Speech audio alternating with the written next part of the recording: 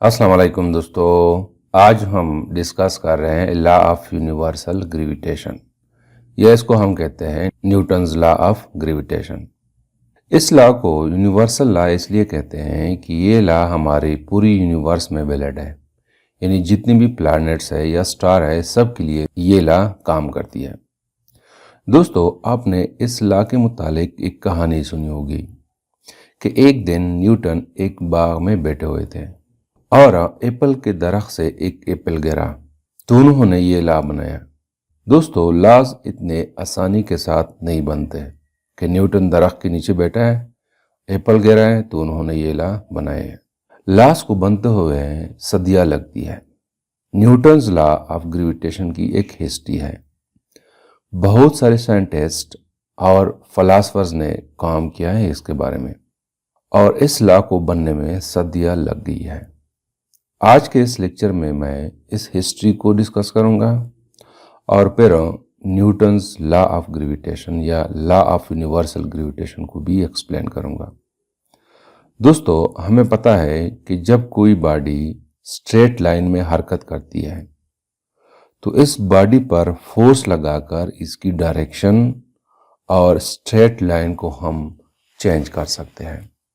For example, اگر میں کہوں کہ یہ ہمارے پاس ایک باڈی ہے اور یہ باڈی اس ڈائریکشن میں موشن کرتی ہے، تو اس باڈی کی ڈائریکشن تب چینج ہوتی ہے جب ہم اس پہ فورس اپلائی کریں۔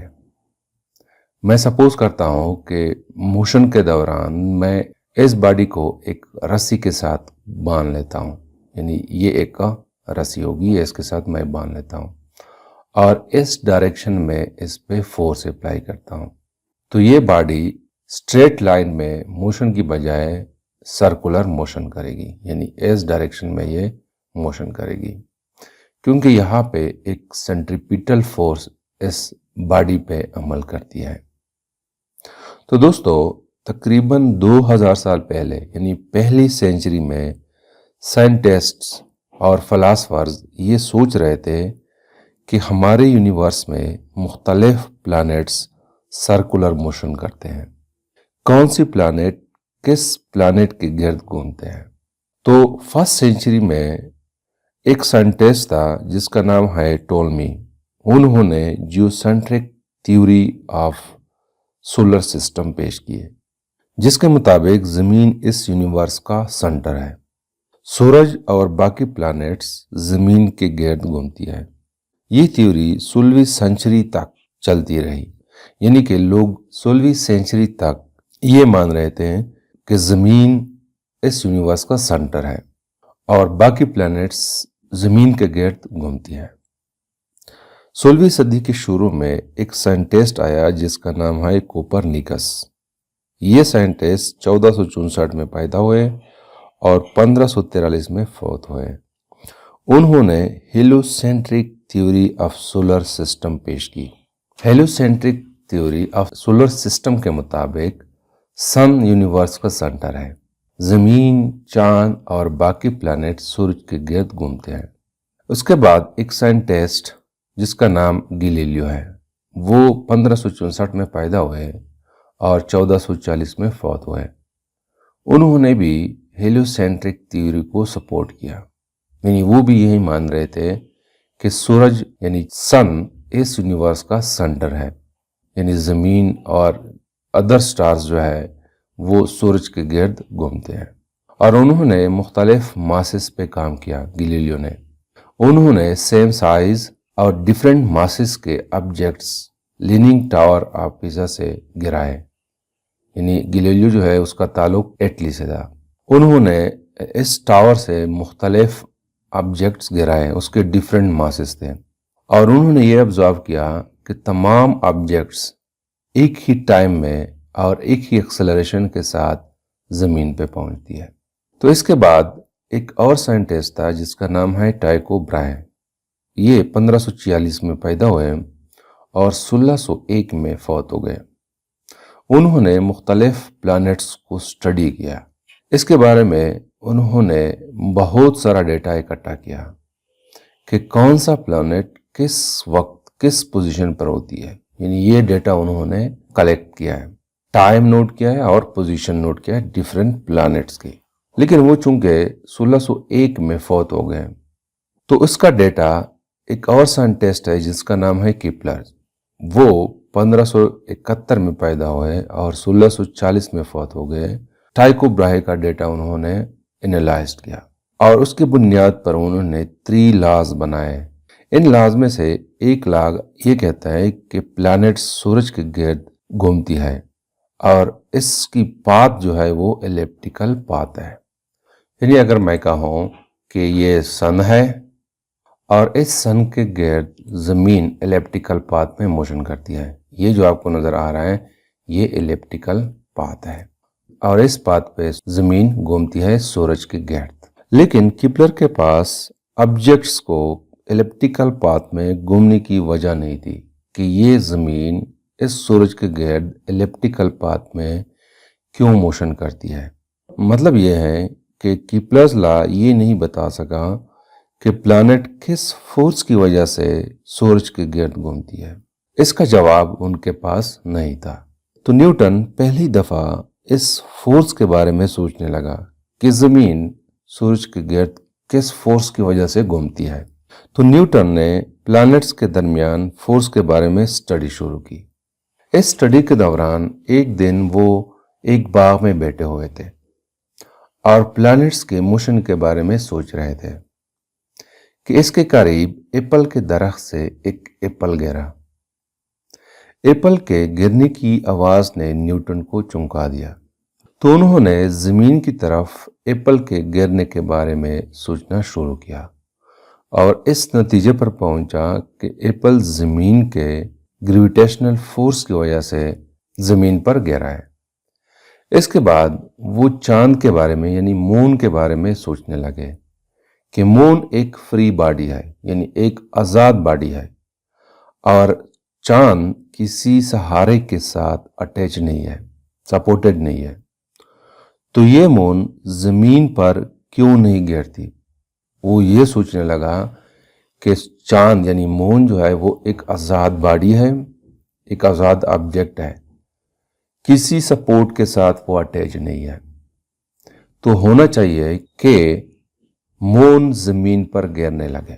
تو یہ مون زمین پر کیوں نہیں گرتی؟ تو انہوں نے لاز آف موشن کو یوز کرتے ہوئے کہا کہ مون چونکہ اسٹریٹ لائن موشن نہیں کرتی، موشن کے دوران اس کی ڈائریکشن چینج ہوتی ہے اور ڈائریکشن کو چینج کرنے کے لیے فورس کی ضرورت ہوتی ہے، تو یہ فورس زمین پرووائڈ کرتی ہے۔ یعنی اگر یہ زمین ہے اور مون اس زمین کے گرد گھومتی ہے، یہ مون ہے، تو یہ اس پر کیوں نہیں گرتی؟ یہ اس سرکولر پاتھ میں موشن کیوں کرتی ہے؟ کیونکہ اس سرکولر پاتھ پہ اس کی ڈائریکشن چینج ہوتی ہے اور ڈائریکشن چینج کرنے کے لیے فورس کی ضرورت ہوتی ہے۔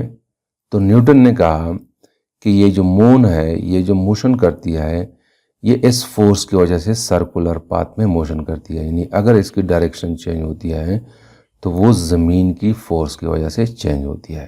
مطلب یہ ہے کہ نیوٹن اس نتیجے پر پہنچے کہ مون اور ارتھ کے درمیان وہی فورس ہے جو ایپل اور زمین کے درمیان ہے۔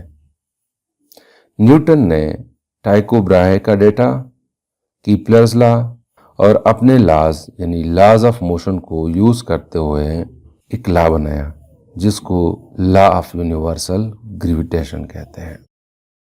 اس لا کے مطابق every body in the universe attracts every other body with the force which is directly proportional to the product of their masses and inversely proportional to the square of the distance between their centers۔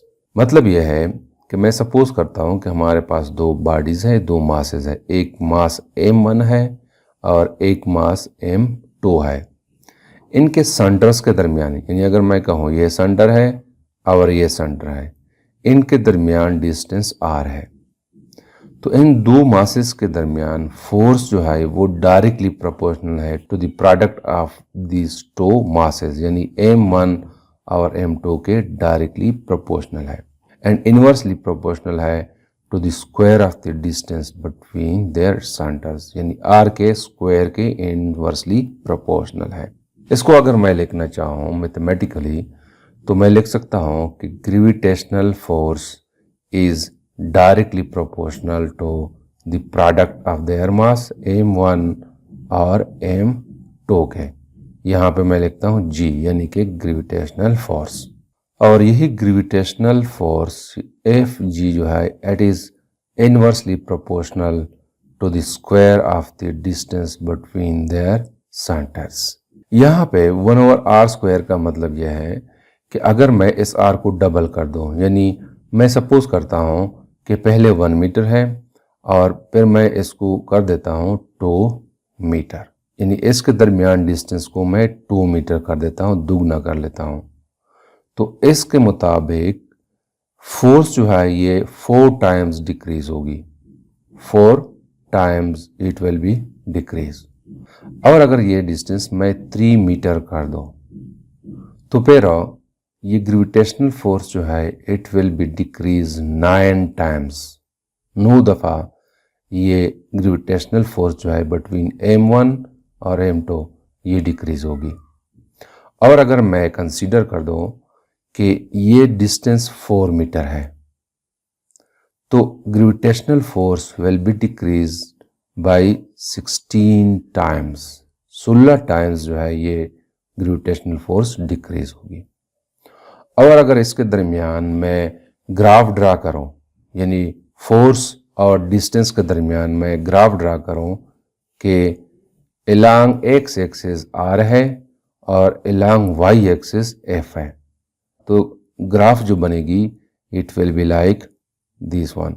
यानी अगर हम कहे कि यहाँ पे 0 है, ये 2 है, ये 3 है और ये 4 है, तो यहाँ पे फोर्स जो है जब डिस्टेंस 2 है तो फोर्स जो है it will be equal to, यानी अगर मैं यहाँ पे पुट करूँ 1/4 क्योंकि 1/r² है। और जब डिस्टेंस 3 मीटर है तो यहाँ पे हमारे पास आ जाएगा 1/9, और जब 4 है तो यहाँ पे हमारे पास आ जाएगा 1/16। तो ग्राफ जो है वो ऐसे बनेगा, 1/r² का ग्राफ ऐसे बनता है।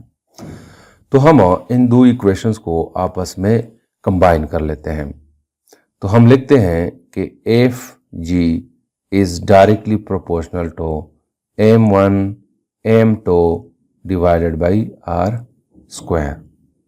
इस प्रोपोर्शनलिटी को हम खत्म करते हैं और यहाँ पे एक कांस्टेंट लगाते हैं, तो this will become equal to Fg is equal to gravitational constant g m1 m2 divided by r²। तो ये हमारे पास मैथमेटिकल डिफिनीशन है of universal law of gravitation. यहाँ पे g की वैल्यू जो है ये कांस्टेंट है, इसको हम कहते हैं ग्रेविटेशनल कांस्टेंट, g को ग्रेविटेशनल कांस्टेंट कहते हैं।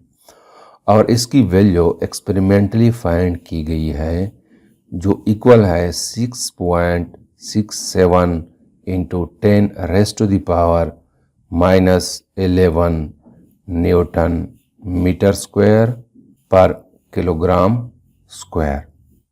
यानी अगर हम यूनिट निकालना चाहें तो इस इक्वेशन के थ्रू हम यूनिट निकाल सकते हैं, इस इक्वेशन 1 के थ्रू। वो कैसे, इसको मैं यहाँ पे दोबारा लिखता हूँ कि Fg is equal to g m1 m2 divided by r²। तो मैं क्या करता हूँ कि इस r² को इसके साथ मल्टीप्लाई करता हूँ, तो इसको मैं यहाँ पे लिखता हूँ कि Fg multiplied by r² is equal to g m1 m2। तो दोनों साइड्स को मैं m1 m2 पे डिवाइड करता हूँ, m1 m2, तो ये और ये कैंसिल हो जाएंगे, हमारे पास रह जाएगा Fg यानी gravitational force r² divided by m1 m2 is equal to g gravitational constant. तो यहाँ पे मैं यूनिट्स पुट करता हूँ। फोर्स की यूनिट न्यूटन है, और आर जो है ये डिस्टेंस है, तो मीटर है और मीटर के ऊपर स्क्वायर है, तो आ जाएगा मीटर स्क्वायर। और m1 की यूनिट किलोग्राम है, m2 की भी किलोग्राम है, और दोनों मल्टीप्लिकेशंस में है, तो किलोग्राम स्क्वायर आ जाएगा। यहाँ पे आ जाएगा किलोग्राम स्क्वायर। तो ये जी की यूनिट हो गई है।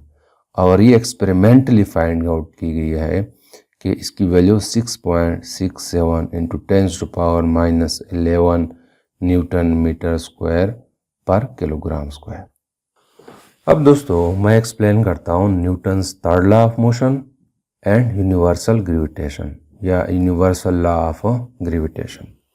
दोस्तों according to universal law of gravitation दो मासेस के दरमियान ग्रेविटेशनल फोर्स होती है और दोनों मासेस एक दूसरे पे फोर्स अप्लाई करती है।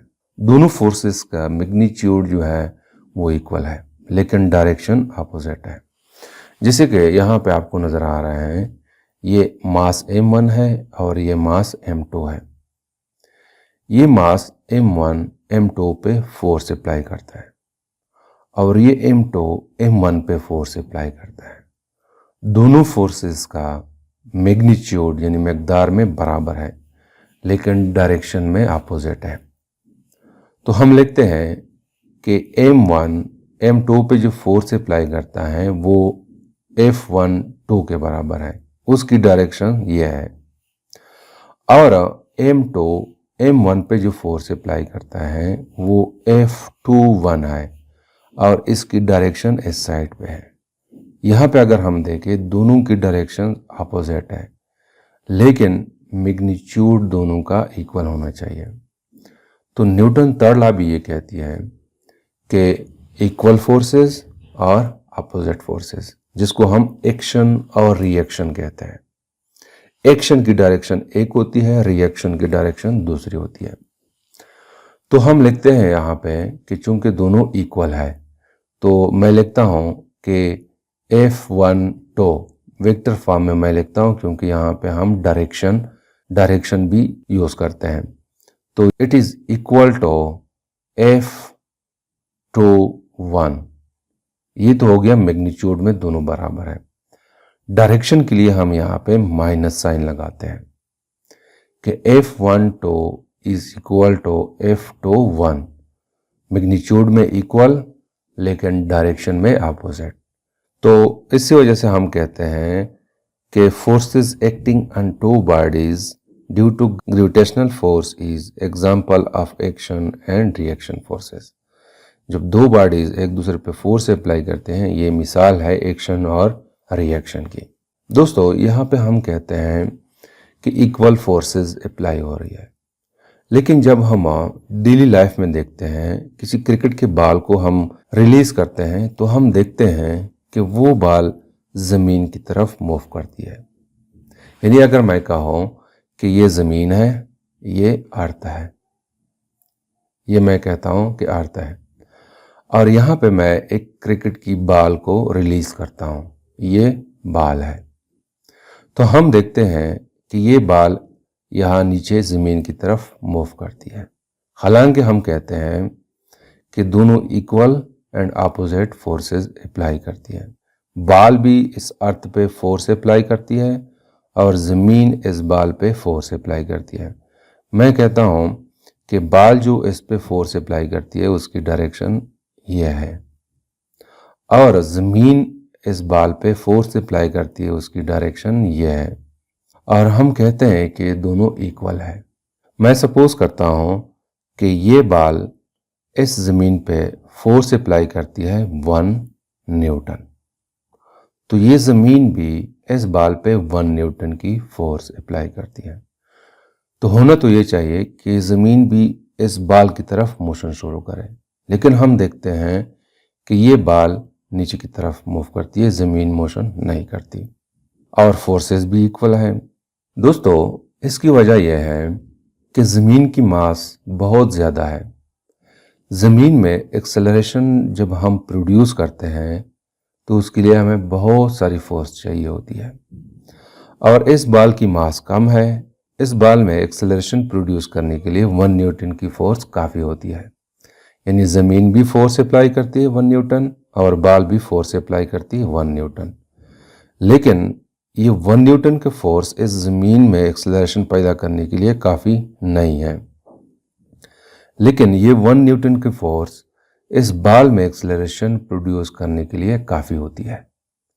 تو اسی وجہ سے یہ بال نیچے کی طرف موشن شروع کرتی ہے. یعنی اگر میں کہوں، میں سپوز کرتا ہوں کہ ایک ماس ہے، یہ 1 kg ہے، اور ایک دوسرا ماس ہے m2، اور میں کہتا ہوں کہ اس کی ماس 100 kg ہے، اور آپ اس پہ فورس اپلائی کرتے ہیں. فار ایگزامپل آپ کی فورس جو ہے وہ میں 5 نیوٹن سپوز کرتا ہوں کہ آپ اس پہ 5 نیوٹن کا فورس اپلائی کرتے ہیں. تو اس 5 نیوٹن کی فورس سے آپ اس آبجیکٹ کو، اس باڈی کو آسانی کے ساتھ موو کرا سکتے ہیں.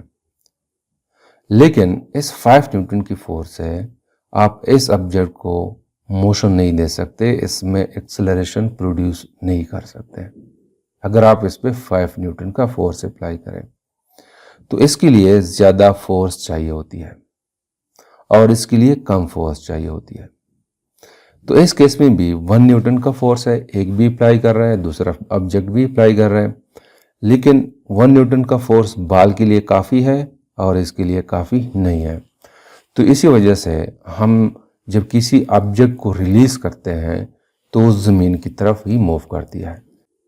تو دس از some thing about the law of universal gravitation. Thank you.